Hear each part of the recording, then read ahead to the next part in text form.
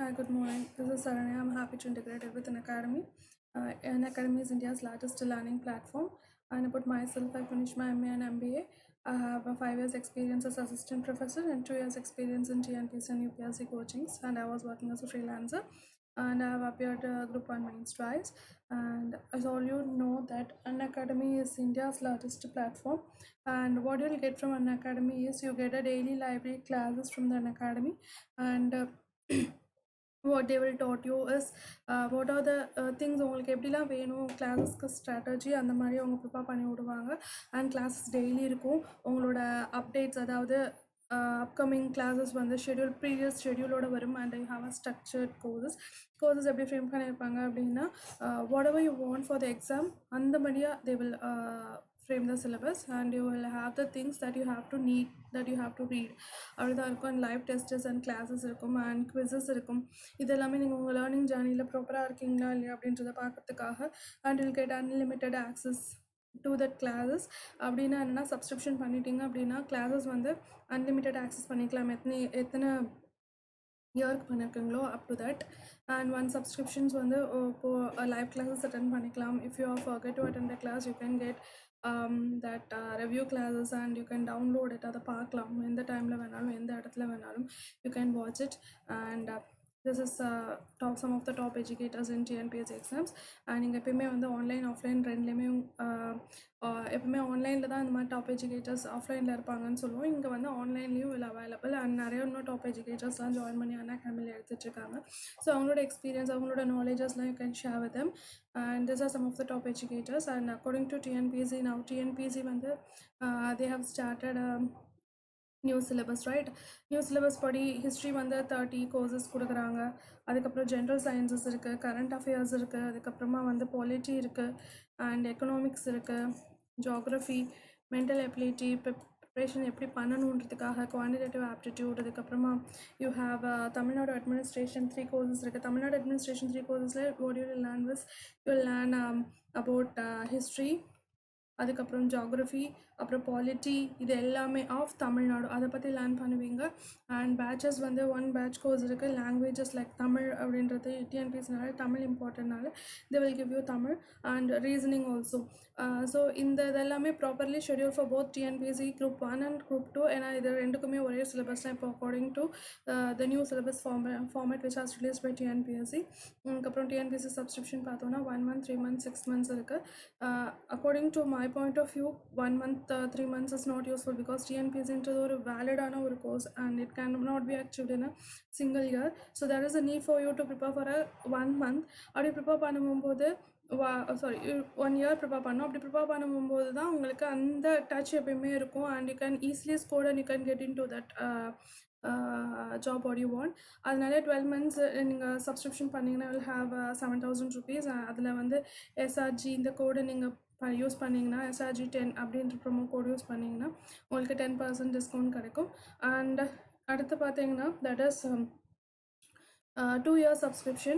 so 1-year subscription is 7,000 rupees when you go for plus 7,000 plus if you go for a 1 month subscription you will get 8,400 தான் so இது வந்து 10% நீங்கள் போட்டிங்கன்னா 10% டிஸ்கவுண்ட்டில் you will get 7,560 rupees தான் இது ஆகுது so வந்து 2-year subscription and 1-year subscription is best according to my point of view and all other educator point of view they know that what you want and what they have to prepare இதை வந்து இப்படி தான் 1 monthல prepare பண்ணால் it cannot be achieved எந்த ஒரு dream Yapa it cannot be achieved 2 months 3 months அப்படிலாம் பண்ண முடியாது 12 months 24 months அப்படின்ற கான்டாக்டில் இருந்தால் மட்டும்தான் நம்மளால் அச்சீவ் பண்ண முடியும் so subscribe for TNPSC an academy for 1 year and 2 year guys next வந்துட்டு நியூக்ளியர் ஃபிசிக்ஸ் இதுதான் நம்மளோட topics so what is nuclear physics எதில் கொடுத்துருக்காங்க first so nuclear physics excuse me nuclear physics அப்படின்ற டாபிக் வந்துட்டு உங்களுக்கு சயின்ஸில்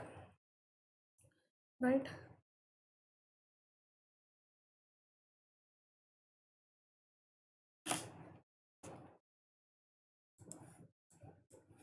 சயின்ஸில் இருக்கு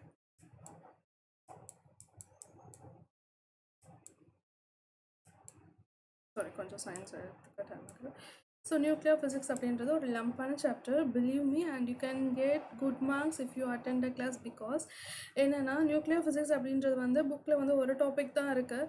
ஸோ அதை பேஸ் பண்ணி ஆட்டம்னா என்ன, எலக்ட்ரான்னா என்ன, ப்ரோட்டான்னா என்ன, நியூக்ளியர் ஃபிஷன்னா என்ன, நியூக்ளியர் ஃபியூஷன்னா என்ன, ஆல்ஃபா என்ன, பீட்டா என்ன, காமா, இந்த மாதிரி நிறைய கொஷின்ஸ் கேட்க சான்சஸ் இருக்குது. At least will get 3 questions. இந்த நீங்கள் இதை அட்டன் பண்ணிங்கன்னா உங்களால் 3 கொஷினே ஈஸியாக வந்து 3 to 4 கொஷின் ஈஸியாக சார்ட் அவுட் பண்ண முடியும். Because it is newly included. So அதனால் அதில் கான்சன்ட்ரேட் பண்ணி கொஞ்சம் கொஷின்ஸ் கேட்பாங்க. நான் each and every point include பண்ணியிருக்கேன். ஏன்னா I explain you detailly.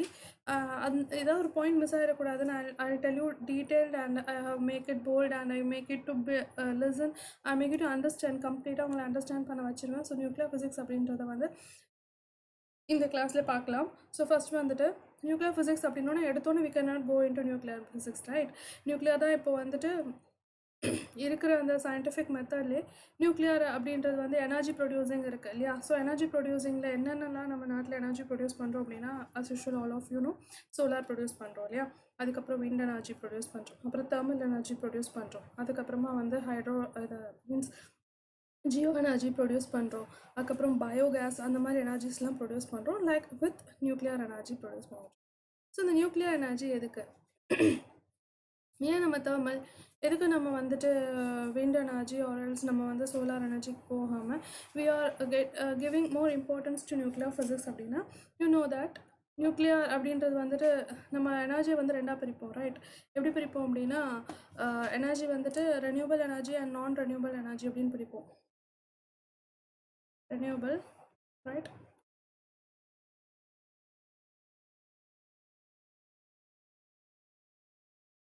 Renewal அப்படின்னு பிரிப்போம். ஓகே, ஸோ ரெனியூவல் அண்டர் கண்டல் எது வரும் அப்படின்னு பார்த்தோன்னா, நம்ம வந்து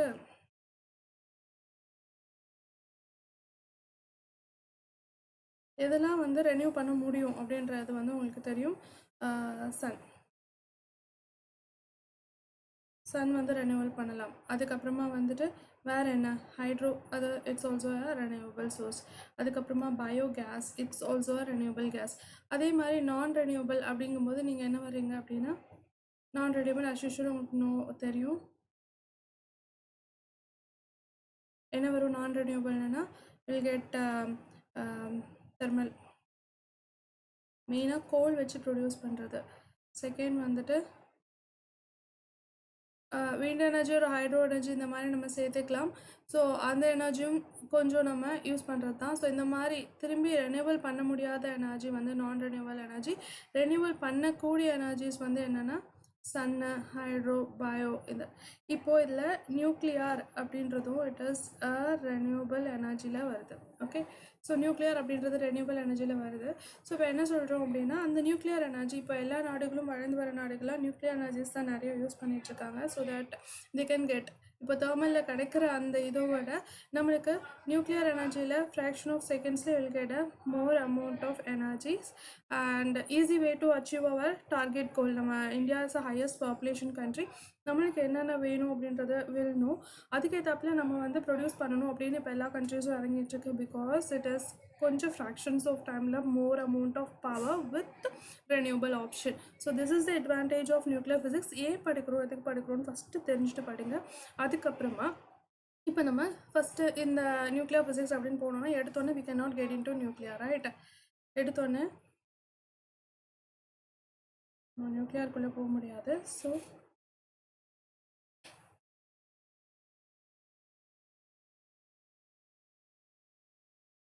நியூக்ளியர்னா என்ன? ஸோ நம்ம எல்லாருக்கும் தெரியும் நியூக்ளியஸ், ஆட்டம் இருக்குது, ஆட்டம்குள்ளே நியூக்ளியஸ் இருக்குது, அதுக்கப்புறமா அதில் எலக்ட்ரான், ப்ரோட்டான்ஸ், நியூட்ரான்ஸ் இந்த மாதிரி நிறைய ஐட்டம்ஸஸ் இருக்குது. ஸோ இந்த நியூக்ளியருக்குள்ளே போகணுன்னா first of all you have to study what is meant by ஆட்டம்னா என்ன அப்படின்றத படிச்சாகணும். ஸோ அதுக்கு வந்துட்டு ஃபஸ்ட்டு கிரீக் ஃபிலாசபர் டெமோக்ரட்டஸ், இவர் தான் முக்கியம். ஃபஸ்ட்டு ஆதி காலம், that is ancient time.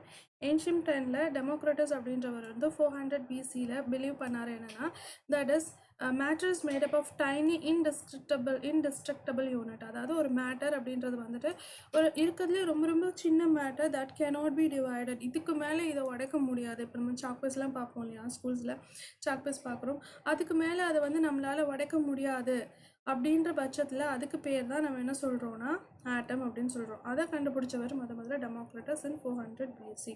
So இதில் கொஸ்டின்ஸ் அவ்வளோ வராது. அடுத்த கொஸ்டின் என்ன கேட்பாங்கன்னா, இந்த ஜான் டால்டன், இந்த கொஸ்டின் அடிக்கடி கேட்குற கொஸ்டின். ஜான் டால்டன் வந்து ஆட்டம் வந்து எப்போ கண்டுபிடிச்சாரு, தட் இஸ் எந்த இயர் அப்படின்றத அடிக்கடி கேட்குறாங்க. This is 1803.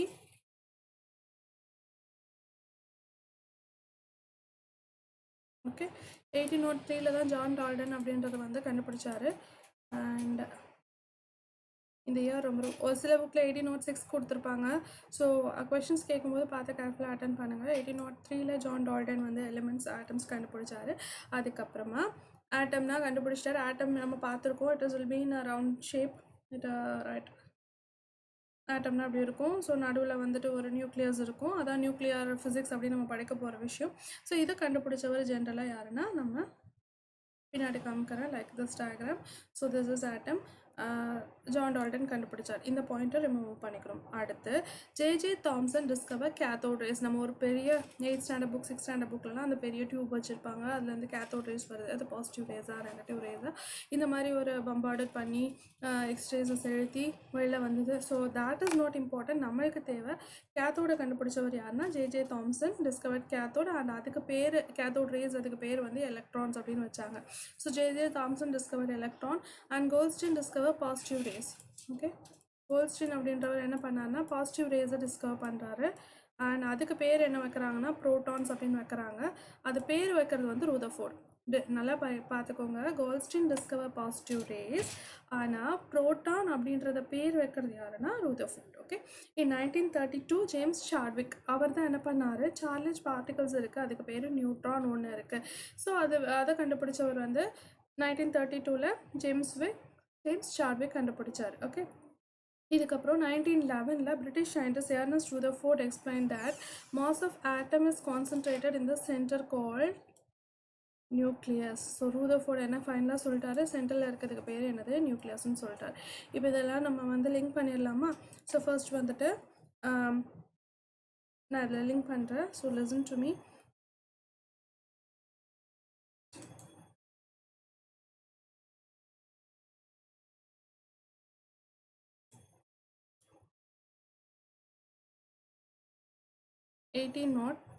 ஓகே, யார், ஜான் டால்டன்.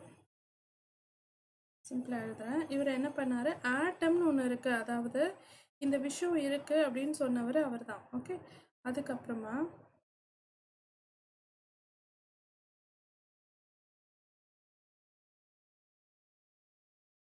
ஜே தாம்சன் என்ன கண்டுபிடிச்சாரு, எலக்ட்ரான்ஸ் கண்டுபிடிச்சாரு.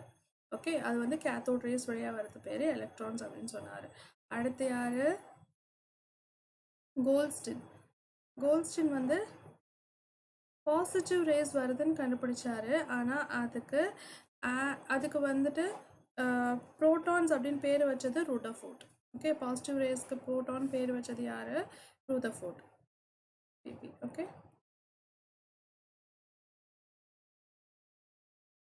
ரூதர்ஃபோர்ட். அதுக்கப்புறமா ஜேம்ஸ் சாட்விக் அப்படின்றவர் என்ன கண்டுபிடிச்சாரு, அவர் வந்து நியூட்ரான்ஸ் இருக்குது அப்படின்னு கண்டுபிடிச்சார். ஃபைனலாக ரூதர்ஃபோர்ட் என்ன பண்ணார், தேர் இஸ் அ நியூக்ளியஸ் அப்படின்றத கண்டுபிடிச்சார். ஸோ ஒவ்வொன்றையும் தெரிஞ்சு படிங்க. அண்ட் இதிலே வச்சு நம்மளுக்கு தெரியும், இந்த இப்போ நியூக்ளியஸ் பார்க்கும்போதே உங்களுக்கு தெரிஞ்சு எங்கள் நியூக்ளியஸ் இருக்குது யார் அப்படின்னா எர்னஸ்ட் ரூதர்ஃபோர்ட். இந்த கொஷின்ஸ் அடிக்கடி கேட்குறாங்கம்மா. So study it properly. நியூக்ளியஸை ஃபைண்ட் அவுட் பண்ணது யார், that is British scientist Ernest Rutherford. Okay, அது மாதிரி எலக்ட்ரான்ஸை யார், ஜே தாம்சன். அது மாதிரி நியூட்ரான் யார்,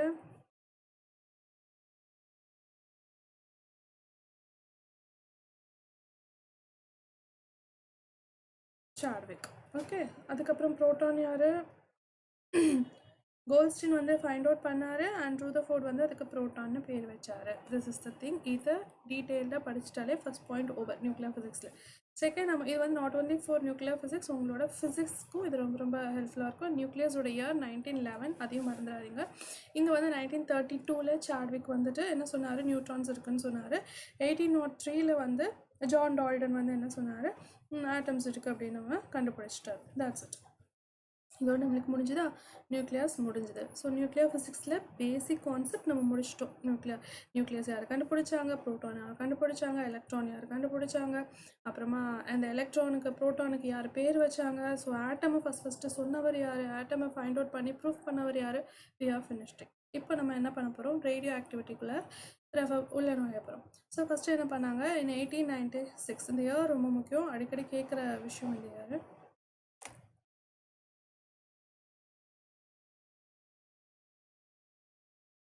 ஸோ 1896 ஹென்ரி பெக்குரல் அப்படின்றவர் வந்து ஒரு ஃபோட்டோகிராஃபிக் பிளேட்டுக்கிட்ட வந்து என்ன பண்ணாருன்னா, அவரோட அந்த ஒரு ஐட்டம்ஸை வந்து வச்சுட்டு யுரேனியம் அப்படின்ற ஒரு எலிமெண்ட்டை வச்சுட்டு போயிட்டார். ஸோ ஒரு லாக் பண்ணிட்டாரு. கொஞ்ச நாளைக்கு அப்புறமா அவர் ஓப்பன் பண்ணி பார்க்கும்போது அந்த photographic plate was highly affected by some radiations. So அப்போ அவர் பிலீவ் பண்ணுறாரு, இங்கே வேறு எதுவுமே இல்லை, இந்த ஒரு யுரேனியம் அப்படின்ற ஐட்டம் மட்டும்தான் இருக்குது. ஸோ அப்போ அது ஏதோ பண்ணுது, அதனால தான் ஃபோட்டோவில் இருக்கிறது எல்லாமே எராடிகேட்டடாக இருக்குது அப்படின்னு சொல்லி கண்டுபிடிக்கிறாரு. ஸோ அப்போ தான் அவர் என்ன பண்ணுறாரு, யுரேனியம் அப்படின்றத ஐடென்டிஃபை பண்ணி அது வந்து ஒரு ரேடியோ ஆக்டிவ் எலிமெண்ட், ரேடியோ ஆக்டிவிட்டியை வெளியிடுற ஒரு எலிமெண்ட் அப்படின்னு சொல்லி அவர் கண்டுபிடிச்சாரு. அப்புறம் 2 years லேட்டர்ஸ், இங்கே இயர் கொடுக்கல, இப்போ 1896னா 1898. ஓகே, 1898ல் நம்ம எல்லோரும் கேள்விப்பட்ட பேர் தான் madam Curie and Bairi Curie. இவங்க 2 பேரும் சேர்ந்து என்ன பண்ணாங்க, பிட்ச் பிளெண்ட் அப்படின்ற ஒரு ஐட்டமை வந்து கண்டுபிடிச்சாங்க.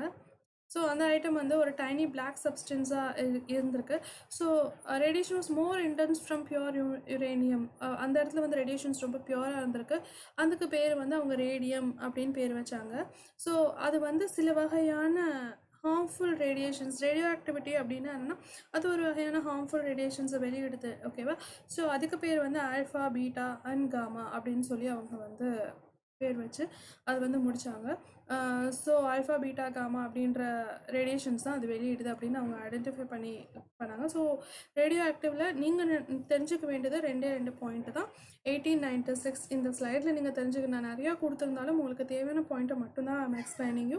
ஸோ அதை மட்டும் நீங்கள் பார்த்தா போதும். 1896ல் ஃப்ரெஞ்சு சயின்டிஸ்ட் அப்படி யாருன்னா ஹென்ரி பெக்குரல், அவர் வந்து யுரேனியம் கண்டுபிடிச்சாரு. ஹூ ஃபவுண்டட் யுரேனியம் அப்படின்னு கொஷின் கேட்டாங்கன்னா ஹென்ரி பெக்குரல் அப்படின்ற ஆன்சர் மட்டும் பண்ணால் போதும். அவர் எந்த வருஷம், 1896. 2 years later அப்படின்றது உங்களுக்கு கொடுக்கறதுக்கு ஹிண்ட். ஸோ அந்த இயர் நீங்கள் ஞாபகம் வச்சுக்கணும், 1898. அடுத்து வந்து மேடம் கியூரியும் பைரி கியூரியும் என்ன பண்ணாங்க, ஒரு புது வகையான ரேடியேஷன் எமிட் பண்ணுற ஒரு சப்ஸ்டன்ஸை கண்டுபிடிச்சி அதுக்கு பேர் ரேடியம் அப்படின்னு பேர் வச்சாங்க. அது ரொம்ப பிளாக்கஸ்ட் சப்ஸ்டன்ஸாக இருந்தது.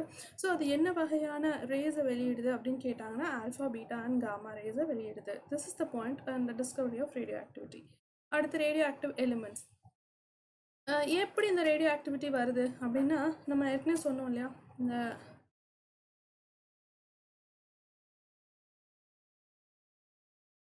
ஸோ இதான் ஆட்டம், இங்கே நியூக்ளியஸ் இல்லையா. இந்த நியூக்ளியஸ் வந்து அன்ஸ்டேபிளாக இருக்கும்போது, எப்போது நியூக்ளியஸ் வந்து அன்ஸ்டேபிளாக இருக்கும்போது, அது நம்ம கெமிஸ்ட்ரி படிக்கும்போது will studied clearly. Atom protons எவ்வளோ இருக்கணும், நியூட்ரான்ஸ் எவ்வளோ இருக்கணும், எலக்ட்ரான்ஸ் எவ்வளோ இருக்கணும், அப்புறம் பாண்டிங் இருக்குது, கோவலன்ட் பாண்டிங், அது மாதிரி நிறையா பாண்டிங்ஸ்லாம் படிப்போம். அதுதான் stable and unstable. The nucleus of some element is unstable. Some nuclei undergoes nuclear decay and get converted into more stable nuclei.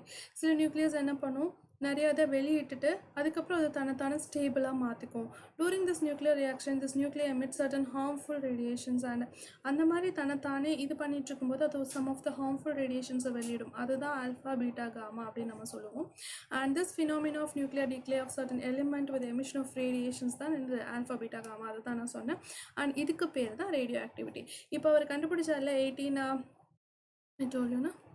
1896ல் uranium வந்து எது கூட வச்சார், யுரேனியம் வந்து ஒரு ஃபோட்டோகிராஃபிக் பிளேட்டோடு வைக்கும்போது அந்த இடத்துலேருந்து ஆல்ஃபா, பீட்டா, காமா ரேஸ் வெளியே வந்துட்டு அது என்ன பண்ணியிருக்கு அப்படின்னா அந்த ஃபோட்டோகிராஃபிக் பிளேட்டை அஃபெக்ட் பண்ணியிருக்கு. ஸோ அந்த விஷயம் தான் இப்போ ரேடியோ ஆக்டிவிட்டினா என்னென்னு ஃபைண்ட் அவுட் பண்ணியிருக்காங்க. Which undergoes a phenomena called as radioactive element. அந்த எலிமெண்ட் பேர் என்ன சொல்கிறாங்கன்னா ரேடியோ ஆக்டிவ் எலிமெண்ட் அப்படின்னு அவங்க சொல்கிறாங்க. ஸோ இப்போ தெரியுதா, நியூக்ளியஸ் ஏன் ரேடியோ ஆக்டிவ் எலிமெண்ட் வருது அப்படின்னா, நியூக்ளியஸ் அப்படின்ற ஒரு விஷயம் ஒரு அன்ஸ்டேபிளாக இருக்குது. அந்த அன்ஸ்டேபிளாக இருக்கும்போது தன்னைத்தானே ஸ்டேபிள் பண்ணிக்க முயற்சி பண்ணும்போது அது நிறைய ரேடியேஷன்ஸை வெளியிடுது. வெளியிட்டு தான் அப்சர்வ் பண்ணுறதோட வெளியிட்டு தான் தன்னோட ஸ்டேபிள்னஸ் அதை அச்சீவ் பண்ணிகிட்ருக்கு. அந்த ஸ்டேபிள்னஸ் அதை அச்சீவ் பண்ணும்போது வெளிவரக்கூடிய அந்த ஆல்ஃபா பீட்டா காமா ரேஸ் தான் என்னென்னா ரேடியோ ஆக்டிவிட்டின்னு சொல்கிறோம். அந்த ரேஸ்க்கு பேர் alpha rays, beta rays, gamma ரேஸ்ன்னு சொல்கிறோம். இந்த ஆக்டிவிட்டீஸை செய்யக்கூடிய எலிமெண்ட்டுக்கு பேர் தான் ரேடியோ ஆக்டிவ் எலிமெண்ட் அப்படின்னு சொல்கிறோம். அதாவது எல்லா நியூக்ளியஸுமே தன்னைத்தானே பண்ணிக்கிறதுக்காக தன்னைத்தானே ஸ்டேபிள் பண்ணிக்கிறதுக்காக எமிட் பண்ணுறது கிடையாது. ஒரு சில எலிமெண்ட்ஸ் தான் எமிட் பண்ணுது. அதுக்கு பேர் தான் என்னதுன்னா ரேடியோ ஆக்டிவ் எலிமெண்ட்ஸ். ஓகே, இப்போ உங்களுக்கு கிளியராக புரிஞ்சுக்கும்னு நினைக்கிறேன். அதுக்கப்புறமா வந்து ஸ்பான்டேனியஸ் எமிஷன். ஸோ நமக்கு சிலருக்கு ஸ்பான்டேனியஸாக எதுவுமே பண்ணிகிட்டே இருந்தால் பிடிக்கும். சிலருக்கு வந்துட்டு ஸ்டிமுலேட் பண்ணணும். இப்போ நம்மளே படிக்கிறது இருந்தால் நம்ம கோல் அச்சீவ் பண்ணுறதுக்காக நம்ம என்ன பண்ணுவோம், நிறைய படிப்போம். That is spontaneous. நம்மளே படிக்கிறது இல்லைனா வீட்டில் சும்மா உட்காந்துட்டு இருந்தோம்னா வீட்டில் இருக்கிறவங்க படிங்க. That is called a stimulator. That is ஆர்டிஃபிஷியலாக பண்ணுறது. ஓகே, த எலிமெண்ட் இப்போ யுரேனியம் ஒரு டேபிள்குள்ளே வச்சாருன்னு சொன்னேன். ஸோ அவர் வேறு ஏதாவது இன்ட்யூஸ் பண்ணாரா, அதுக்கு ஹீட் அப்ளை பண்ணாரா, அதுக்குள்ளே லைட் அப்ளை பண்ணாரா, இல்லை அது கூட வேறு ஏதாவது சேர்த்து ஹை டெம்பரேச்சர் அப்ளை பண்ணாரா, அப்படி எதுவுமே அவர் பண்ணல. Just he plays that uranium இந்த டேபிள். அதுக்குள்ளே வச்சுட்டு அந்த ஃபோட்டோகிராஃபி பிளேட்டை வச்சு மறந்தாப்புல he locked it and go.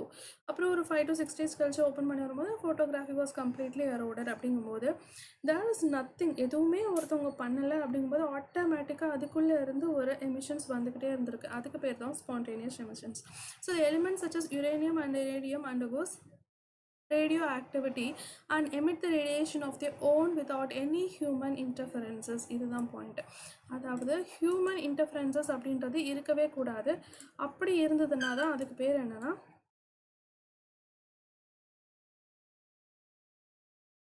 Spontaneous emission அப்படின்னு நம்ம சொல்லுவோம். The phenomena of spontaneous emission of radiation from a certain elements, அது பேர் என்னென்னா ரேடியோ ஆக்டிவிட்டி. ஓகே, ஸோ அதுக்கு சில கண்டிஷன்ஸ் இருக்குது.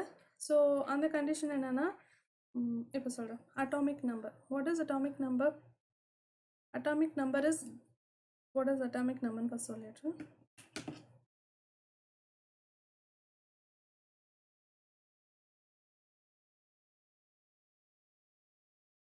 ஸோ நான் இப்போ ப்ரீவியஸாக நான் சொன்னேன் இல்லையா, I have drawn an nucleus atom. இதுக்குள்ளே நியூக்ளியஸ் இருக்குது. இந்த நியூக்ளியஸில் என்னென்ன இருக்கும் ஏற்கனவே நான் சொன்னேன். இங்கே ப்ரோட்டான், எலக்ட்ரான்ஸ் இருக்குது, நியூட்ரான்ஸ் இருக்குது. அதுக்கப்புறம் அதை டிஸ்கவர் பண்ணது யாருன்னு சொல்கிறேன். இப்போ நியூக்ளியஸில் நம்மளுக்கு 2 ஐட்டம்ஸ் இருக்கும். ஆக்சுவலாக நம்ம எல்லாருக்குமே தெரியும் நியூக்ளியஸில் என்ன இருக்கும் அப்படின்னா, யூ வில் கெட்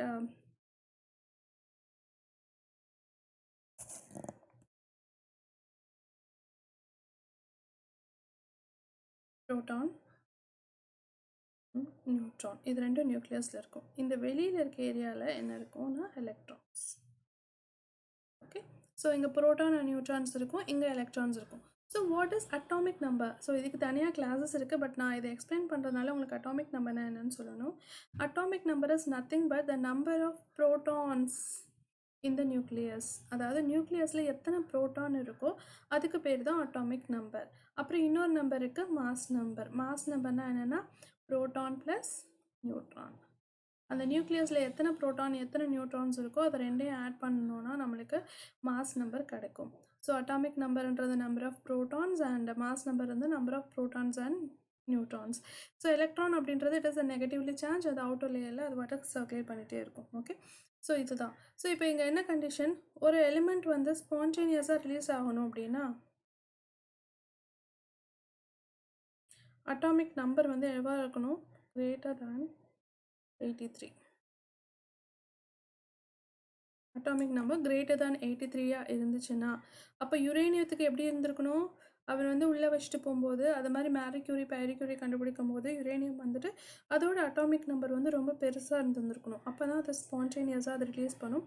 அந்த spontaneous relations uranium and radium ரெண்டுமே நீங்கள் எந்த ஒருமே பண்ண வேணாம். நீங்கள் சும்மாவே வச்சாலே அதுவே நியூக்ளியஸ் டிகே ஆகி ஆல்ஃபா பீட்டா காமாவை ரிலீஸ் பண்ணிகிட்டே இருக்கும். இதே இது தட் இஸ் less than 83 அப்படின்னா அட்டாமிக் நம்பர் less than 83 அப்படின்னா தட் இஸ் ஸ்டிமுலேட்டர் ஒரு ஆர்டிஃபிஷியல் என்ன வேணால் சொல்லலாம். ஆனால் இந்த less than 83 வச்ச ஐட்டம்ஸ் 2 தான் இருக்குது. ஸோ இங்கே நிறையா இருக்குது, யுரேனியம், தோரியம்.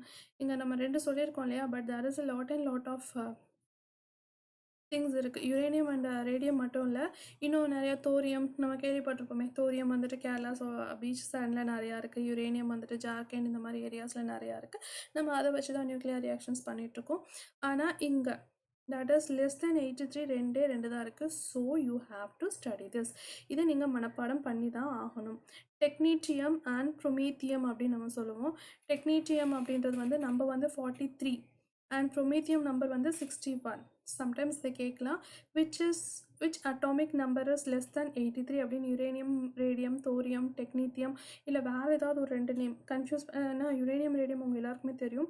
ஒரு வேர்டு வித்தியாசமாக தோரியம் கொடுத்தாலும் ஒரு வேர்டு வித்தியாசமாக இருந்தால் நீங்கள் அதை தான் டிக் பண்ணுவீங்கன்னு உங்களுக்கு தெரியும். பட் அதனால் உங்களை கன்ஃபியூஸ் பண்ணுறதுக்காக 4 ஆப்ஷன்ஸில் யுரேனியம், ரேடியம் கொடுத்துட்டு இன்னொன்று கொடுப்பாங்க. ஸோ டெக்னீத்தியம் அண்ட் ப்ரொமீத்தியம் இது ரெண்டுமே வந்து is less than 83. இது வந்து ஆர்டிஃபிஷியலி தான் induce. It is not simultaneously spontaneously emitted கிடையாது. ஸோ இதில் நீங்கள் தெளிவாக இருங்க. அதுக்கப்புறமா ஸோ இதுலேருந்து என்ன கொஷின் கேட்டாலும் பண்ணிடுவீங்களே. ஸ்பான்டேனியஸ் எமிஷன்னா தனக்குத்தானே வெளியிடுறது, ஹியூமனோட இன்டர்ஃபரன்ஸ் இல்லாமல். அப்படி வெளியிடுற அட்டாமிக் நம்பர் ஆஃப் ப்ரோட்டான்ஸ் எப்படி இருக்கணும்னா 83 இருக்கணும். அது வந்து spontaneous. And number of protons வந்து லெஸ் தென் 83ன்னா ரெண்டு தான் இருக்குது. Technetium and promethium. இது ஒரு 3-4 தடவை சொல்லி பாருங்கள். It will get mug up into your heart. Okay. So அதுக்கப்புறம் இப்போ நம்ம பார்க்க போகிறது artificial radio activity.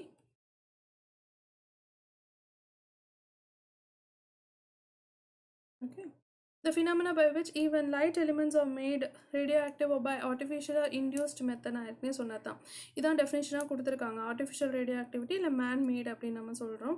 This kind of radio ஆக்டிவிட்டியை வந்து iron Curie and F Juliet அவங்க வந்து 1934 கண்டுபிடிச்சாங்க. ஸோ ஆர்டிஃபிஷியல் ரேடியோ ஆக்டிவிட்டி எந்த இயர் கண்டுபிடிச்சாங்க அப்படின்னு கேட்பாங்க. So it is in 1934. Okay. இது வந்து எப்படி ஆர்டிஃபிஷியல், இப்போ நம்ம யுரேனியம் அப்படின்றது ஆட்டோமேட்டிக்காக நடக்குது. ஆர்டிஃபிஷியலாக நம்ம ஏதாவது ஒன்று வந்து வச்சு தான் பண்ண முடியும். ஆர்டிஃபிஷியல்னால் இப்போது லைக் எல்லா ஒரு விஷயங்களும் ஆர்டிஃபிஷியலாக பண்ணும்போது லேபில் கொண்டு போய் இப்போது ஹைப்ரிட் வெரைட்டி ஆஃப் பிளான்ட்ஸ் பண்ணணும் அப்படின்னா 2 இதை க்ராஸ் எடுத்து அதை வந்து லேபில் வச்சு ஒன்னோட ஒன்று பண்ணி அதுக்கப்புறம் அதை தேவையான கண்டிஷன்ஸில் அதை வளர வச்சு அதுக்கப்புறம் தே வில் க்ரோத் ஆனதுக்கப்புறமா அதை வந்து நார்மல் லைஃப்க்கு கொண்டு வந்து தே வில் க்ரோ. அதே மாதிரி தான் ஆர்டிஃபிஷியலும் ஒரு லைட்டர் எலிமெண்ட்ஸை எடுத்துக்கிட்டு அதை வந்து ரேடியேஷன்ஸோட பம்பார்ட் பண்ணோன்னா நம்மளுக்கு கிடைக்கிறது வந்து ஆர்டிஃபிஷியல் ரேடியோ ஆக்டிவிட்டி கிடைக்கும். இப்போ இவங்க என்ன பண்ணுறாங்கன்னா ஒரு லைட்டர் எலிமெண்ட். ஸோ நான் ஏற்கனவே என்னோடய ஃபஸ்ட் கிளாஸை சொல்லியிருப்பேன். That is what is lightest gas அப்படின்னு நான் சொல்லிக் கொடுத்தேன். அது அடிக்கடி கேட்குற கொஸ்டின் சொன்னேன். That is hydrogen and helium. அதே மாதிரி இங்கே வந்து லைட்டர் எலிமெண்ட்ஸ் ஒன்று எடுத்துக்கிறாங்க. That is boron. wait.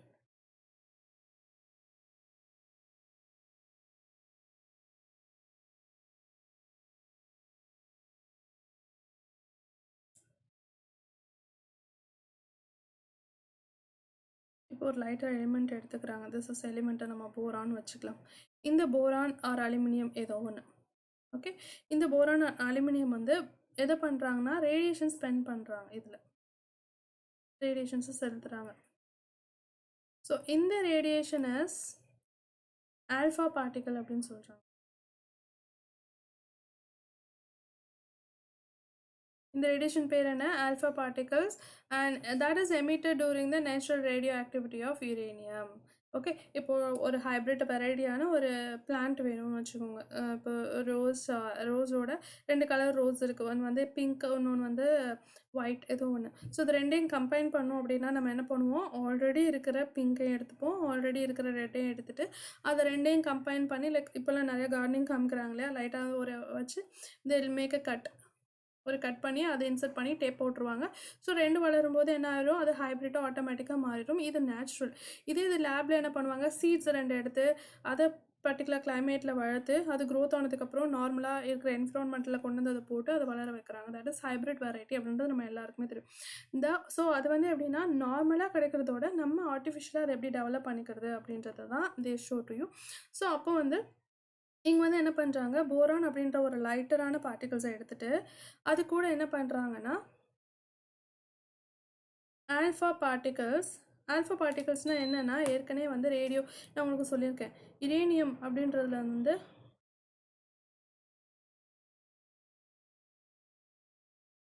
ஆட்டோமேட்டிக்காக எமிட் ஆகிற ஒரு race. That is alpha race emit ஆகும், பீட்டா ரேஸ் எமிட் ஆகும், காமா ரேஸ் எமிட் ஆகும். ஆனால் அதில் இவங்க என்ன எடுத்திருக்காங்கன்னா ஆல்ஃபா ரேஸ் எடுத்திருக்காங்க. ஸோ ஆல்ஃபா ரேஸை எடுத்து அதை வந்து என்ன பண்ணியிருக்காங்க, இதுக்குள்ளே பம்பாட் பண்ணுறாங்க. அப்படி பம்பாட் பண்ணும்போது நம்மளுக்கு ஒரு புது வகையான ஒரு ரேடியோ ஆக்டிவிட்டி கிடைக்குது. ஸோ அதுக்கு பேர் தான் என்னென்னா that is artificial radio activity. So understand ஆகுதா உங்களுக்கு? நல்லா லைட்டரான ஒரு எலிமெண்ட் எடுத்துகிட்டு ஏற்கனவே எமிட்டார யுரேனியம்லேருந்து எமிட்டார அந்த ஆல்ஃபா பார்ட்டிகல்ஸ் எடுத்து உள்ளே பம்பாட் பண்ணோன்னே நம்மளுக்கு ஒரு பொது வகையான ரேடியோ ஆக்டிவிட்டி கிடைக்குது. திஸ் ரிசல்ட் இந்த எமிஷன் ஆஃப் இன்விசிபிள் ரேடியேஷன்ஸ். இதுதான் பாயிண்ட். ஸோ ஆர்டிஃபிஷியல் ரேடியேஷன் நம்மளுக்கு கிடைக்கும் போது நம்மளுக்கு என்ன அவுட்டேட்டட் கிடைக்குதுன்னா invisible radiation and elementary particles. இது ரெண்டும் கிடைக்குது. ஸோ இன்விசிபிள் ரேடியேஷன்ஸ் கிடைக்குது, எலிமெண்ட்ரி பார்ட்டிகல்ஸ் கிடைக்குது. And during such disintegration the nucleus which undergoes disintegration is called as parent nuclei. அதை நான் சொல்கிறேன். ஸோ இந்த ரெண்டு பாயிண்ட்டும் ரொம்ப இம்பார்ட்டண்ட். உங்களோட ஆர்டிஃபிஷியல் ரேடியோ ஆக்டிவிட்டி நடக்கும்போது உங்களுக்கு வெளியே வர்றது வந்து இன்விசிபிள் ரேடியேஷன், நீங்கள் பார்க்க முடியாத ஒரு ரேடியேஷனும் ஒரு எலிமெண்ட்ரி பார்ட்டிகளும் கிடைக்குது. So what are the result of artificial radio ஆக்டிவிட்டின்னு ஃபஸ்ட்டு வந்து இன்விசிபிள் ரேடியேஷன், செகண்ட் வந்து எலிமெண்ட்ரி பார்ட்டிகிள் கொடுப்பாங்க. 1 கரெக்டாக, 2 கரெக்டாக, 1 and 2 கரெக்டாக, நெய்தர் 1 nor 2 அப்படின்னு கொடுத்துருப்பாங்க. ஸோ ரெண்டுமே எமிட் ஆகுதுன்னு தெரிஞ்சால் மட்டும்தான் ஒவ்வொரு பாயிண்ட்டையும் ஸ்ட்ரெஸ் கொடுத்து படிங்க. இந்த பாயிண்ட் இம்பார்ட்டண்ட் இல்லை அப்படின்னு எந்த பாயிண்ட்டையும் don't leave it. Each and every point இந்த book is very very important. ஏன்னா எப்படி வேணால் ட்விஸ்டடாக கொஷின் கேட்கலாம். பிகாஸ் தி டிஎன்பிஎஸ்சி நவ் எப்படி ஆகிட்டுருக்குன்னா யூபிஎஸ்சி பேட்டர்னில் வருது. So listen me carefully. Invisible ரேடியேஷனும் எலிமெண்ட்ரி பார்ட்டிகல்ஸும் தான் ஆர்டிஃபிஷியல் ரேடியோ ஆக்டிவிட்டியில் வெளியில் வருது. ஸோ டூரிங் சச் டிஸ்இன்டெக்ரேஷன் இந்த நியூக்ளியஸ் வந்து என்ன ஆகுதுன்னா, நான் எப்பவுமே சொன்னேன் இல்லையா, இங்கே வந்து போரான் இருக்கும். போரான்குள்ளே ஏற்கனவே எடுத்துகிட்டு யுரேனியம் வெளியிடுற அந்த ஆல்ஃபா பார்ட்டிகளை பம்பாட் பண்ணுறோம் நம்ம. அப்படி பம்பாட் பண்ணும்போது நம்மளுக்கு வெளிவரது ரெண்டு வெளிவருது. ஒன்று வந்துட்டு இன்விசிபிள் ரேடியேஷன், இன்னொன்று வந்து என்ன சொன்னேன், எலிமெண்ட்ரி பார்ட்டிக்கல். இது ரெண்டும் வெளியில் வருது. ஸோ இது எப்படி வெளியே வருதுன்னா, இந்த போரான்குள்ளேயே ஒரு நியூக்ளியஸ் இருக்கும் இல்லையா, இந்த நியூக்ளியஸ் வந்து டிஸ்இன்டெக்ரேஷன் ஆகணும். இந்த நியூக்ளியஸ் டிஸ்இன்டெக்ரேஷன் ஆகிறதுக்காக தான் நம்ம இந்த ஆல்ஃபா பார்ட்டிகல்ஸை உள்ளே செலுத்துகிறோம். ஒரு நியூக்ளியஸ் டிஸ்இன்டெக்ரேட்டட் ஆகி அது வெளியாகிற ரேடியேஷன்ஸ் தான் ஆல்ஃபா பீட்டா காமா ரேடியேஷன்ஸ்னு ஏற்கனவே சொன்னேன். So during such disintegration nucleus which undergo disintegration, எந்த ஒரு நியூக்ளியஸ் வந்து டிஸ்இன்டெக்ரேட் ஆகுதோ அதுக்கு பேர் பேரண்ட் நியூக்ளியஸ்ன்னு சொல்கிறோம். And that which is produced after the டிஸ்இன்டெக்ரேஷனுக்கு அப்புறமா அது ப்ரொடியூஸ் ஆகிறது வந்து என்னது, டாட்டர் நியூக்ளியை. ஸோ இப்படி போரான் இருக்குது. ஸோ அதில் வந்து ஆல்ஃபா பார்ட்டிகல்ஸ் பம்பாட் பண்ணோம்.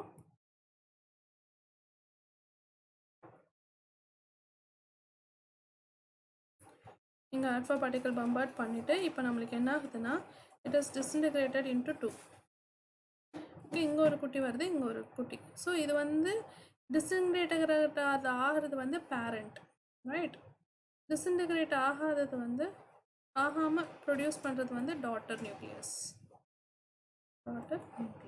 You understand? And that is ready to produce after the disintegration part வந்து daughter nucleus. The particle which is used to induce the artificial disintegration is termed as projectile. நம்ம எதை projectileன்னு சொல்கிறோன்னு சொல்லுங்க.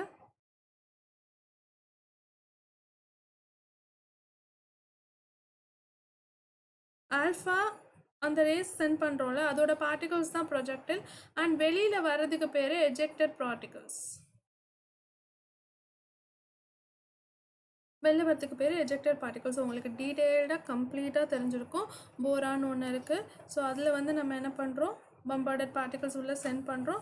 Send பண்ணதுக்கு alpha send பண்ணுறோம். Send பண்ணோன்னா நம்மளுக்கு ரெண்டு produce ஆகுது, injected race and invisible race and emitted particles. So இது வந்து இந்த போரானால் வருது. இந்த போரான் வந்து பேரண்ட் நியூக்ளியஸ். இது டிஸ்இன்டெகிரேட் ஆகி ரெண்டு ப்ரொடியூஸ் ஆகுது. அது வந்து டாட்டர் நியூக்ளியஸ் ரெண்டு ப்ரொடியூஸ் ஆகுது. அந்த எமிட்டட் பார்ட்டிகல்ஸ் எதை நம்ம உள்ளே அனுப்பணுமோ அதுக்கு பேர் வந்து ப்ரொஜெக்டில் அப்படின்னு சொல்கிறோம். எதை வெளியில் எடுக்கிறோமோ அதுக்கு பேர் எஜெக்டல் பார்ட்டிகல்ஸ்ன்னு சொல்கிறோம். கொஷின்ஸ் கேட்டால் ஆன்சர் பண்ணிடுவீங்களா? Okay. So when the projectile hits the parent nucleus, it is converted into unstable nucleus. நான் சொன்னேன் இல்லையா, இதை நம்ம வந்து திரும்ப என்ன பண்ணுறோம், இப்படி நம்ம சென்ட் பண்ணும்போது இந்த நியூக்ளியஸ் வந்து அன்ஸ்டேபிள் ஆகிடுது. Okay, unstable nucleus which is turned decayed spontaneously. அப்போ தான் என்ன பண்ணுது, spontaneously emit ஆகுது the daughter nucleus along with the ejected particles. daughter nucleus கொடுத்து அதுக்கு மேலே ஒரு particles eject பண்ணுது. So this is the thing that happens in artificial radioactivity. இதைத்தான் நம்ம நியூக்ளியர் சயின்ஸில் யூஸ் பண்ணுறோம். இந்த நியூக்ளியர் சயின்ஸை இதை பேஸ் பண்ணி தான் வருது. அதனால தான் நான் டீட்டெயில்டாக உங்களுக்கு எக்ஸ்பிளைன் பண்ணுறேன். ஆட்டம் இருக்குது, ப்ரோட்டான்ஸ் இருக்குது, நியூட்ரான்ஸ் இருக்குது, எலக்ட்ரான்ஸ் இருக்குது, அட்டாமிக் மாஸ் எப்படி இருக்கணும், அதுக்கப்புறமா ஒரு நார்மலான யுரேனியம் என்னென்ன ரேஸை எமிட் பண்ணோம், அந்த ரேஸில் எதை எடுத்து நம்ம நார்மலான ஒரு லைட்டரான ஆட்டம்ஸில் செலுத்தி அதை வந்து நம்ம வந்து ஸ்பான்டேனியஸாக ரிலீஸ் பண்ண முடியும். இது எல்லாமே வந்து that is depends upon our own thinking. And radioactivity வந்து ஸ்டிமுலேட் பண்ணி அதை நம்ம ஸ்பான்டேனியஸாக ரிலீஸ் பண்ண வைக்கிறோம். அதுக்கு பேர் தான் radio activity. So you get cleared. அதில் பேரண்ட் நியூக்ளியர்னா என்ன, டாட்டர் நியூக்ளியர்னா என்ன, ப்ரொஜெக்டில்னா என்ன, எஜெக்டட் ப்ரொஜெக்டில்னா என்ன, எஜெக்டட் பார்ட்டிகல்ஸ்னால் என்ன, இது எல்லாமே உங்களுக்கு தெரியும். இனிமேல் நீங்கள் என்ன கேட்டாலும் ஆன்சர் பண்ணியிருப்பீங்க, ரைட்? இப்போ தான் இதுக்கு தான் வித்தியாசம். What is natural radio activity, இவ்வளோ நான் இதை தான் எக்ஸ்பிளைன் பண்ணேன். ஸோ புக்கில் இருக்க டிஃப்ரென்ஸ் தான் இது. நான் அதை எக்ஸ்பிளைன் பண்ணேன். எல்லாமே புக்கில் இருக்கிறது தான். பிகாஸ் கொஷின்ஸ் புக்ஸை தவிர வேறு எங்கேயும் வராது. ஸோ அதனால தான் ஒவ்வொரு பார்ட்டையும் நான் ஈச் அண்ட் எவ்ரி பாயிண்ட்டை கிளியராக எக்ஸ்பிளைன் பண்ணுறேன். வேறு இதுலேருந்து நோட்ஸ் நிறைய எடுக்கலாம், நிறையாவும் கொடுக்கலாம், but it is not useful for you. அதனால தான் புக்கில் இருந்து அப்படியே வி ஹாவ் டேக்கன். அதுலேருந்து நாங்கள் எக்ஸ்பிளைன் பண்ணோன்னா it is useful for you to study and make it revision easily. Okay, so this is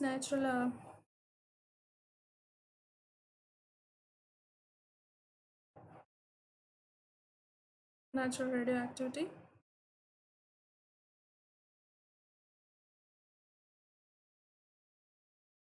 Artificial radioactivity.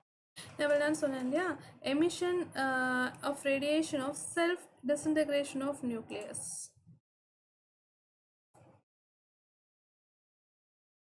நம்ம நியூக்ளியஸ் தன்னைத்தானே செல்ஃப் டிஸ்ட்ரக்ட் பண்ணுறதுக்கு பேர் என்னது அப்படின்னா natural radioactivity. Emission of radiation due to disintegration of nucleus through induced process. நம்ம induce பண்ணோம்ல, என்ன வச்சு இன்டியூஸ் பண்ணோம், ஆல்ஃபா ரேஸை வச்சு இன்டியூஸ் பண்ணோம். That is called as induce particle. So இங்கே வந்து என்ன ஆகுது, alpha beta gamma are emitted. இங்கே எமிட் ஆகிருக்கு. ஓகே, ஆனால் இங்கே எமிட் ஆகிறது வந்து நியூட்ரான் பாசிட்ரான் வந்து எமிட் ஆகுது.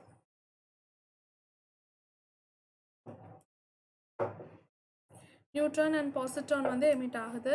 ஸோ நார்மலாக ஒரு யுரேனியம் அப்படி இருந்துச்சுன்னா அந்த யுரேனியம் எமிட் ஆகிறது வந்து நான் ஏற்கனவே சொல்லியிருக்கேன், ஆல்ஃபா பீட்டா பார்ட்டிகல்ஸ் எமிட் ஆகுது. இந்த ஆல்ஃபாவை எடுத்து நம்ம ஒரு நியூக்ளியஸ்குள்ளே செலுத்தி வெளியே எடுக்கும் போது இது ரிலீஸ் பண்ணுறது வந்துட்டு நியூட்ரான் அண்ட் பாசிட்ரான் ரிலீஸ் பண்ணுது. That's a guys. அப்புறம் இட் இஸ் அ ஸ்பான்டேனியஸ். நம்ம எல்லாருக்குமே தெரியும், இது வந்து நேச்சுரலாக அதுவே நடக்கும். And it is induced. நான் ஏற்கனவே சொன்ன மாதிரி அட்டாமிக் நம்பர் வந்து மோர் தென் 83 இருக்கணும். இது அட்டாமிக் நம்பர் லெஸ் தென் 83 இருக்கணும். ஸோ எப்பவுமே மோர்னு நினைச்சா நேச்சுரல், அது நல்லாவே தெரியும். This cannot be control. இதை நீங்கள் கண்ட்ரோல் பண்ணவே முடியாது. This can be control. This can be control. Okay, so next வந்துட்டு யூனிட்ஸ். ஸோ இப்போது ஆர்டிஃபிஷியல்னா என்ன, நேச்சுரல்னா என்ன, டிஃப்ரென்ஸ் கேட்டால் கரெக்டாக அட்டன் பண்ணிடுவீங்களா, அது எந்த ஒரு கன்ஃபியூஷன்ஸும் உங்களுக்கு இல்லையே. ஸோ இதில் இப்போ வந்துட்டு ஆட்டம்ஸ் பார்த்துட்டோம், நம்ம யார் யார் டிஸ்கவர் பண்ணாங்கன்னு பார்த்தோம். அப்புறமா ரேடியோ ஆக்டிவிட்டியை யார் கண்டுபிடிச்சாங்க, 1896 வந்துட்டு யார். என்னோட கிளாஸஸ் பார்த்தாலே உங்களுக்கு புக்கே திருப்ப வேணாம், you can study nuclear physics by my class. 1896 வந்துட்டு யார், ஹென்ரி பெக்குரல் அப்படின்றவர் வந்துட்டு என்ன கண்டுபிடிச்சாரு, யுரேனியம்னு ஒன்று இருக்காங்க கண்டுபிடிச்சாரு. 1898 வந்து Marie Curie and Bairi Curie அவங்க ரெண்டு பேருமே வந்து ஒரு பிளாக் பிட் மாதிரி ஒன்று கண்டுபிடிச்சி அதுக்கு பேர் வந்து ரேடியம் அப்படின்னு பேர் வச்சாங்க. அதுக்கப்புறமா வந்து இது வந்து ஒரு வகையான ரேடியேஷன்ஸ் எமிட் பண்ணிட்டுருக்கு. அந்த ரேடியேஷன் வந்து ஆல்ஃபா பீட்டா காமா வருதுன்னு சொன்னாங்க.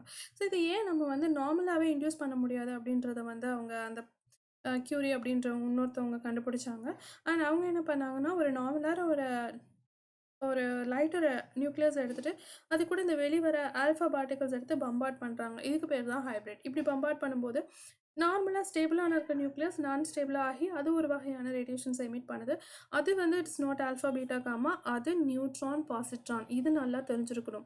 யுரேனியம் நேச்சுரல் ரேடியோ ஆக்டிவிட்டியிலேருந்து வர ரேஸ் வந்து ஆல்ஃபா பீட்டா காமா, அதே இது ஆர்டிஃபிஷியல் ரேடியோ ஆக்டிவிட்டியிலேருந்து வரது வந்து நியூட்ரான் பாசிட்ரான் வந்து எமிட் ஆகுது. ஸோ இட் இஸ் ஸ்பான்டேனியஸ், இது இன்டியூஸ்ட் மேனர்.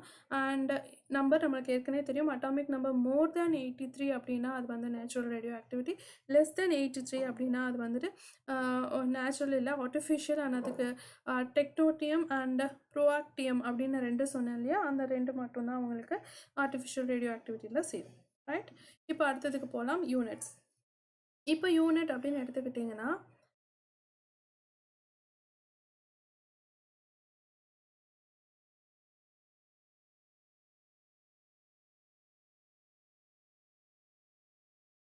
இதில் இருக்க எல்லா யூனிட்ஸும் நீங்கள் படிச்சு தான் ஆகணும், because it is very very important. So units அப்படின்னா இது வந்து 4 வகையான யூனிட்ஸ் இருக்குது ரேடியோ ஆக்டிவிட்டியில். ஆனால் ஒவ்வொன்றுக்கும் டிஃப்ரென்சஸ் இருக்குது. ஸோ கியூரி அப்படி தான் ட்ரெடிஷ்னல் யூனிட் ஆஃப் ரேடியேஷன் அப்படின்னு சொல்லுவோம்.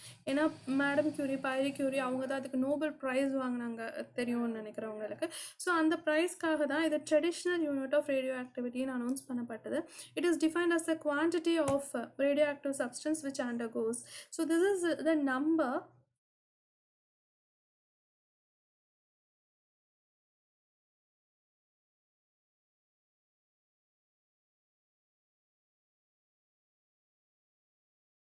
நம்ம 10 கொடுத்துருக்குன்னு நினைக்காதீங்க.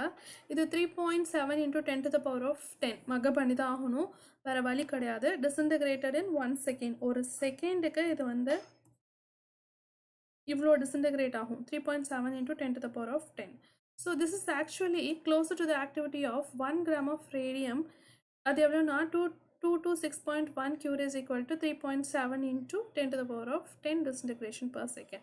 இந்த வேல்யூ மட்டும் நினைவு வச்சுருந்தா போதும். நெக்ஸ்ட் வந்து ரூதர்ஃபோர்ட் அப்படின்னு சொல்கிறோம். ஸோ இந்த ரூதர்ஃபோர்ட் அப்படின்றது வந்துட்டு ஃபஸ்ட்டு கியூரி வந்து என்னது, it is a traditional, right. Rutherford அப்படின்றது வந்துட்டு another unit தான். இதுக்கு வந்து எந்த ஒரு கான்ஸ்டன்டான நேமிங்கும் கிடையாது. It is another unit of radioactivity. It is defined as a quantity of radioactive substance எவ்வளோ இருக்குது அப்படின்றத ரெப்ரசன்ட் பண்ணுறதுக்காக. It is 10⁻10 disintegration.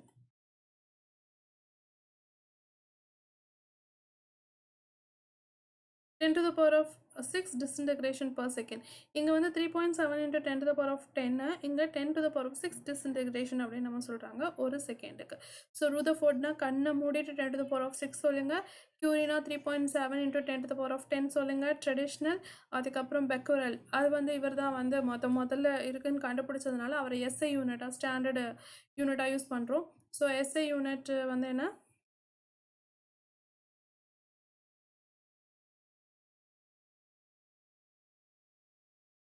பெக்குரல். It is define as a quantity of 1 disintegration per second. அப்புறம் ராயின்ஜன், அது வந்து எக்ஸ்ரேயோடது நம்ம எல்லாத்துக்குமே தெரியும். It is radiation exposure of alpha and gamma x-rays. It's measure by another unit call ராயின்ஜனாலும் மெஷர் பண்ணலாம். ஸோ இதில் நீங்கள் 2 விஷயம் தெரியணும். இதோட வேல்யூஸ் பார்த்துக்கோங்க. 2.58 × 10⁻⁻4 coulomb in 1 kg of air under standard condition of temperature, pressure and humidity. ஒரு ஸ்டாண்டர்டான ஒரு இது இருந்ததுன்னா இது எப்படி டிஸ்இன்டகிரேட் ஆகும்னா 2.58 × 10⁻4 கூலும் in 1 kg of airல அது டிஸ்இன்டகிரேஷன் ஆகும். ஸோ திரும்ப நான் சொல்கிறேன். So you can mug up it.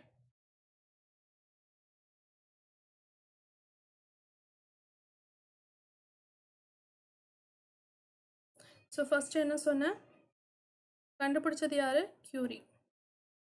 இவங்கள தான் நம்ம என்ன மெத்தட் சொல்கிறோம், ட்ரெடிஷ்னல் மெத்தட் அப்படின்னு சொல்கிறோம். இவங்களோட value 3.7 × 10⁻10. This is Curie number.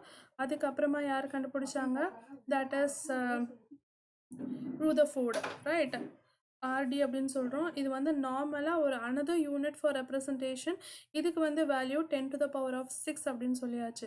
அடுத்து பெக்குரல் வந்து தான் ஃபைண்ட் அவுட் பண்ணார் நியூக்ளியர் ஃபிசிக்ஸை. அண்ட் அவரோட value he is a SI யூனிட்னு சொல்கிறோம், ஏன்னா அவர் தான் யுரேனியம் ஃபைண்ட் அவுட் பண்ணவர்.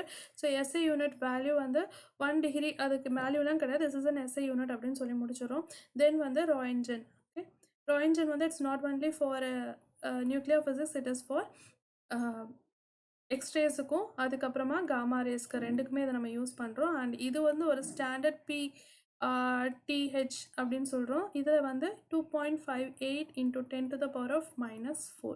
இந்த 4 வேல்யூம் கம்பல்சரியாக 3 வேல்யூம் ஞாபகம் வச்சு தான் ஆகணும். ஸோ தட் எப்படி கொஷின் கேட்டாலும் we can answer.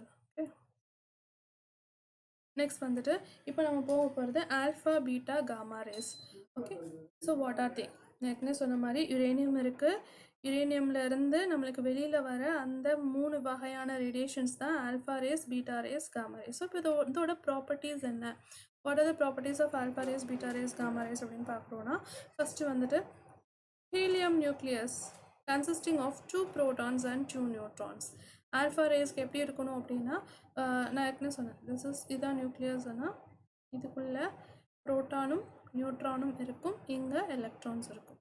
ஸோ இதில் என்ன இருக்கணும்னா 2 ப்ரோட்டானும் 2 நியூட்ரானும் இருந்ததுன்னா இதுக்கு பேர் நம்ம என்ன சொல்கிறோம்?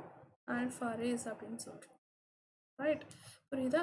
ஸோ ஒரு ஆல்ஃபா ரேஸ் இருக்கணும் அப்படின்னா ஒரு ஹீலியம் நியூக்ளியஸ் இருக்கணும். இங்கே பாருங்கள், this is atomic number, this is mass number அப்படின்னு சொல்லுவோம். ஸோ இதோட ஆட் பண்ணணும்னா இது வந்து 4 கிடைக்கும்.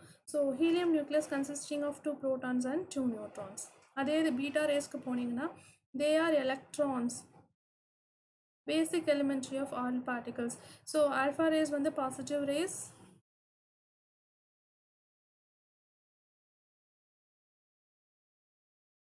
beta rays வந்துட்டு it is a negative rays. ஏன்னா இங்கே வெளியில் இருக்க பார்த்தீங்களா எலக்ட்ரான்ஸ், இந்த எலக்ட்ரான்ஸ் வெளியிடுறது தான் beta rays. This is negative and this is பாசிட்டிவ்னா பாசிட்டிவ். நியூட்ரான் சார்விக் கண்டுபிடிச்சது நியூட்ரல் அப்படின்னு கண்டுபிடிச்சாரு. கோல்ஸ்டீன் வந்து ப்ரோட்டான் கண்டுபிடிச்சாரு. அண்ட் எலக்ட்ரான்ஸ் ஜே தாம்சன் கண்டுபிடிச்சாரு. இது எல்லாமே நம்ம பார்த்தாச்சு. ஸோ ஆல்ஃபா ரேஸ்னால் கண்ண முடிட்டு it is a positive rays and it has 2 protons and 2 neutrons. And beta rays வந்து it has only negative charge particles. And alpha rays ஒரே ஒரு விஷயம் மட்டும் நல்லா ஞாபகம் வச்சுக்கணும், alpha rays are electro magnetic waves. இப்போ நம்ம யூஸ் பண்ணுற டிவிக்கோ இல்லை வந்து லேப்டாப் ஆர்எல்ஸ் வைஃபை இந்த மாதிரி ப்ளூடூத் இதுக்கு எல்லாமே நம்ம யூஸ் பண்ணுறது வந்து எலக்ட்ரோ மேக்னெட்டிக் வேவ்ஸ் தான். So it is a highly advanced wave and highly இதோட இது எக்ஸ்ப்ளனேஷன் பண்ணும்போது நான் சொல்கிறேன். So why alpha rays is more important, gamma rays is more important than alpha rays. Is gamma rays. Next charges. So இதோட charges எப்படி இருக்கும் அப்படின்னு பார்த்தோன்னா, positively charged particles, charge of each alpha particle is 2e. நான் ஏற்கனவே சொன்ன மாதிரி இது ஒரு பாசிட்டிவ்லி சார்ஜ் தான். அண்ட் இது வந்து நெகட்டிவ்லி சார்ஜ்டு பார்ட்டிகல்ஸ். அண்ட் இதோடது வந்துட்டு என்னென்னா -e. And neutral particles, charge of each gamma particle is 0. Okay, so neutral பார்ட்டிக்கலாக ஆகிடுது. அப்புறமா அயனைசேஷன் பவர் அப்படின்னு வரும்போது, அயனைசேஷன்னா என்னென்னா ஏரில் தாண்டி போகும்போது அது தன்கிட்ட இருக்கிற அந்த பார்ட்டிகல்ஸ் எப்படி அயனைசேஷன் பண்ணுது. ஸோ இந்த ஆல்ஃபா வந்து 100 times greater than beta rays and 10,000 times greater than gamma ரேஸ்ன்னு சொல்கிறாங்க. ஸோ அயனைசேஷன் கெப்பாசிட்டி ஆல்ஃபா ரேஸ்க்கு நிறையா இருக்கிறதுனால தான் நம்ம போரான் எடுத்து அதை பம்பார்ட் பண்ணும்போது ஆல்ஃபா ரேஸை உள்ள செலுத்துகிறோம். So that it make all the things to ionise and make it to positively charged ஒரு நியூ வகையான ஒரு நியூட்ரான் பாசிட்ரான் வெளியே வரதுக்கு இது ரொம்ப ஹெல்ப்ஃபுல்லாக இருக்குது. ஆனால் இது வந்து கம்பேரிட்டிவ்லி பீட்டா ரேஸில் கம்மியாக இருக்கும் அண்ட் காமா ரேஸில் இன்னும் ரொம்ப வெரி லோ அயனைசேஷன் பவர் இதில் இருக்குது. ஸோ அதுக்கப்புறம் நீங்கள் வந்து பெனிட்ரேட்டிங் பவர் அப்படின்னு பார்த்தோன்னா, it has lower penetrating power.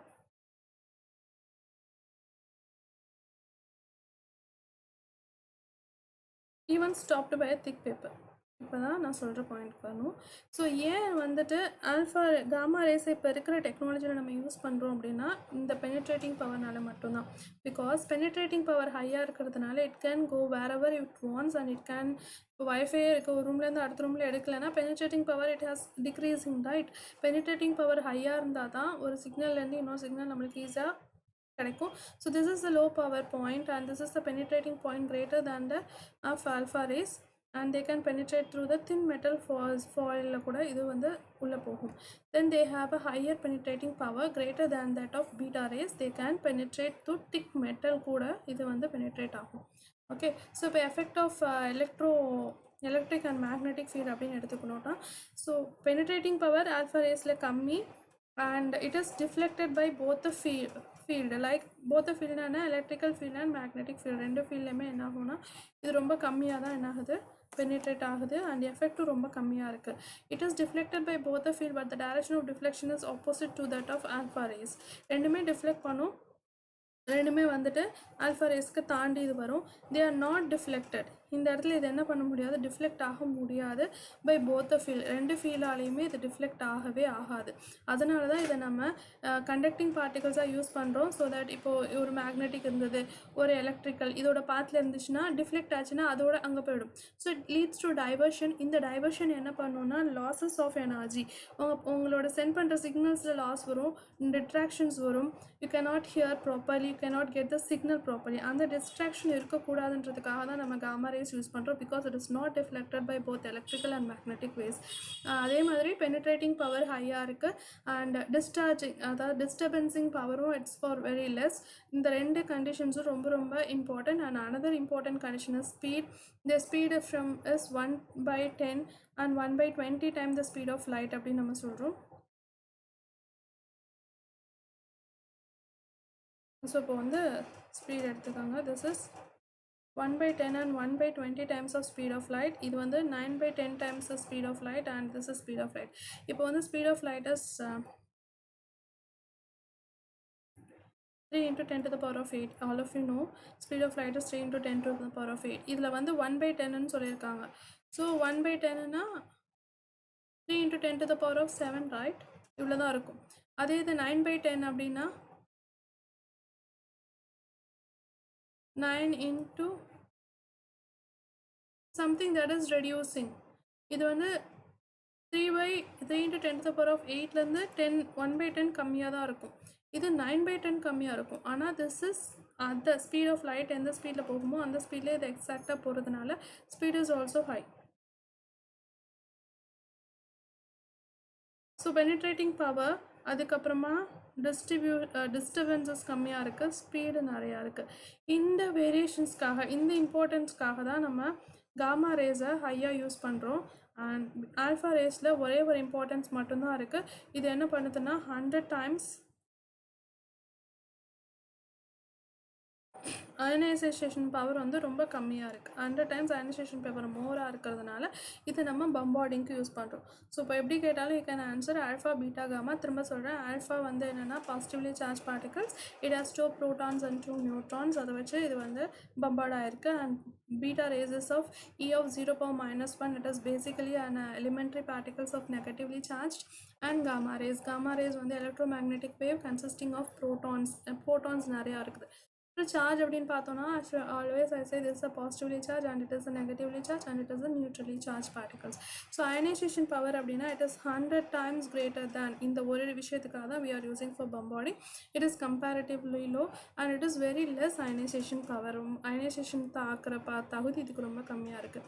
So penetrating power வந்து லோ பெனிட்ரேட்டிங் பவர், அது வந்து பவர் ரொம்ப பெனிட்ரேட்டிங் பவர் ரொம்ப கம்மியாக இருக்குது ஆல்ஃபாவில். பீட்டாவில் வந்து மீடியமாக இருக்குது, ஆல்ஃபாவில் high penetrating power. Electrical and magnetic ஃபீல்டில் ஆல்ஃபா ரேஸில் வந்து it is deflected by both field. எங்கே போனாலும் அது டிஃப்ளெக்ட் ஆகி போயிடும். அண்ட் இங்கே வந்து மீடியமாக இருக்கும், but opposite to alpha race இதில் வந்து இட் இஸ் நாட் டிஃப்ளெக்டட். அதனால தான் நம்ம யூஸ் பண்ணுறோம். ஸ்பீட் வந்து 10 times கம்மியாக இருக்குது, 1/10 times, 9/10 times கம்மியாக இருக்குது. இங்கே travel along the speed of the light. So அதனால் இது ரொம்ப ஈஸியாக நம்மளுக்கு ஸ்பீடில் போகுது. ஸோ இப்போ ரேடியோ ஆக்டிவ் டிஸ்பிளேஸ்மெண்ட் லா அப்படின்னா என்னன்னா இன் 1930 சாடி அண்ட் ஃபெஜன் அப்படின்ற 2 பேர். So see it.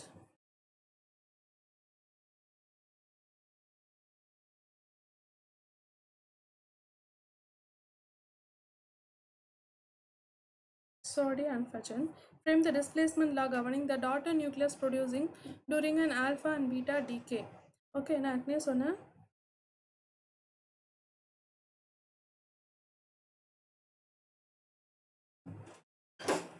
This is boron. இதில் வந்து ஆல்ஃபா பார்ட்டிகல்ஸை பம்பார்ட் பண்ணுறோம். ஏன் பம்பார்ட் பண்ணுறோன்னா due to higher ionisation power. Okay, அதனால தான் நம்ம பம்பார்ட் பண்ணுறோம். ஸோ அப்படி பம்பார்ட் பண்ணும்போது நம்மளுக்கு இங்கே வெளியே வர்றது 2 டாட்டர் நியூக்ளியஸ் வெளியே வரும். டாட்டர் நியூக்ளியஸ் வெளியே வரும். இந்த டாட்டர் நியூக்ளியஸோட எஜெக்டட் பார்ட்டிகல்ஸ் வந்து வெளியில் வரும். அண்ட் அந்த எஜெக்டட் பார்ட்டிகல்ஸோட இந்த டாட்டர் நியூக்ளியஸ் வந்துட்டு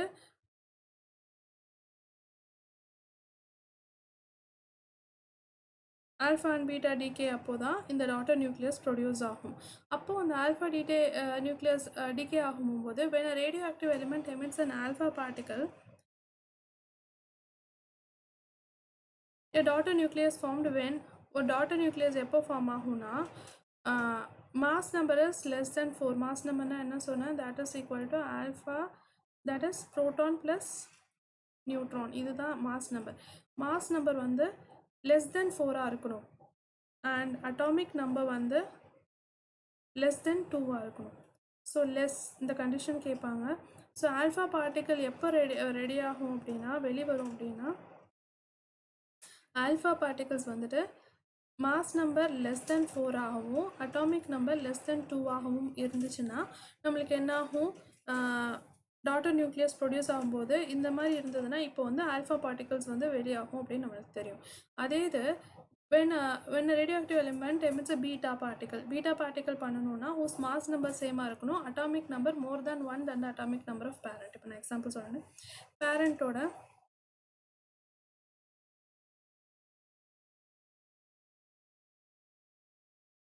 parent, okay, this is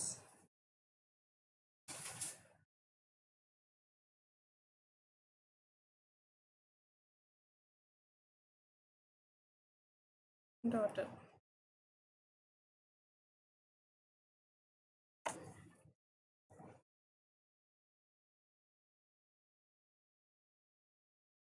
இப்போ பேரண்டோட மாஸ் நம்பர் வந்துட்டு 6 அப்படி வச்சுக்கலாம். அட்டாமிக் நம்பர் வந்துட்டு 3. ஓகே, இப்படி இருக்குது.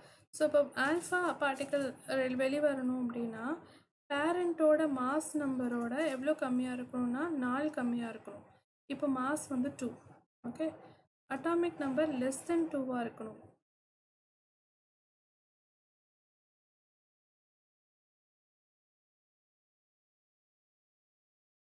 Atomic number less than 2, 1. Okay, இப்படி இருந்தால் மட்டும்தான் என்ன ஆகும், திஸ் இஸ் ஆல்ஃபா டிகே அப்படின்னு தெரிஞ்சுக்கலாம். ஸோ 6லேருந்து 4 கம்மியாக இருக்கணும், 3லேருந்து 2 கம்மியாக இருக்கணும் தானே condition.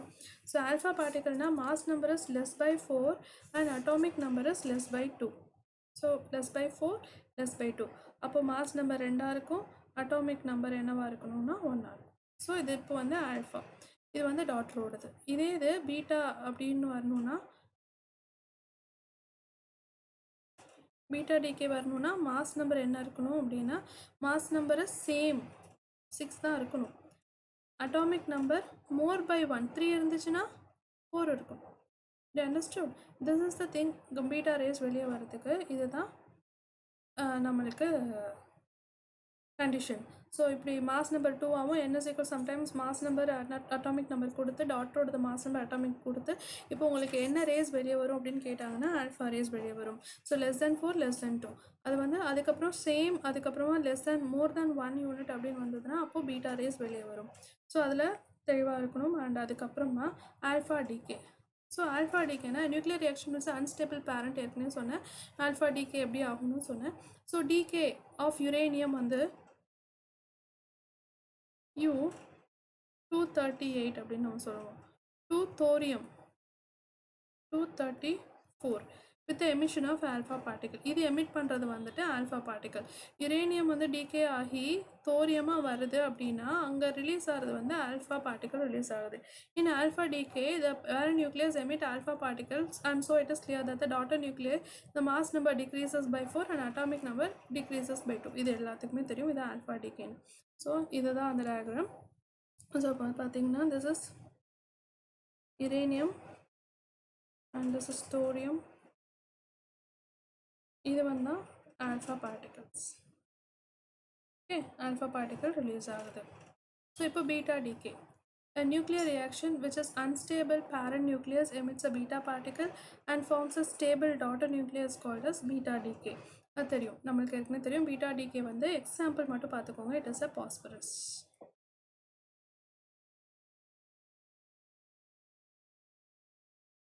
In beta decay, there is no change in the mass number of daughter, but the atomic number is increases by 1. அதை நான் ஏற்கனவே எக்ஸ்பிளைன் பண்ணேன். So that is beta decay. இப்போ gamma decay வரும். So in alpha decay, only the energy level of the nucleus change. In gamma decay என்னன்னா energy level மட்டும் தான் change ஆகும். இந்த mass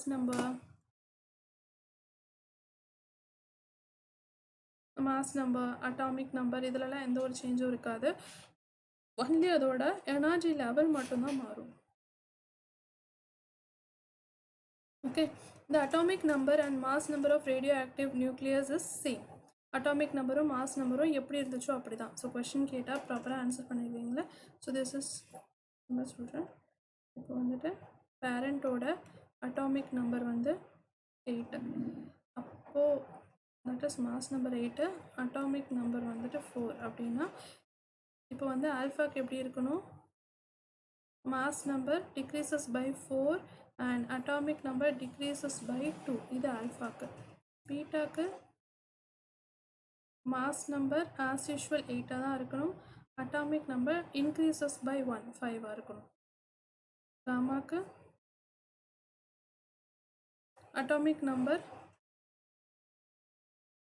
8 தான், mass number 8 தான், atomic number 4 தான். So this is the thing. இது எப்படி கேட்டாலும் ஆன்சர் எழுத தெரியணும். This is a twisted question.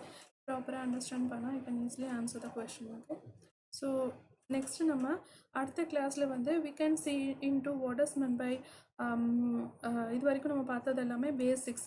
இதுக்கப்புறமா தான் நம்ம what is meant by nuclear fusion, what is meant nuclear fusion, அதோட அட்வான்டேஜஸ் என்ன, இதெல்லாம் பார்ட் 2ல் நம்ம பார்க்கலாம்.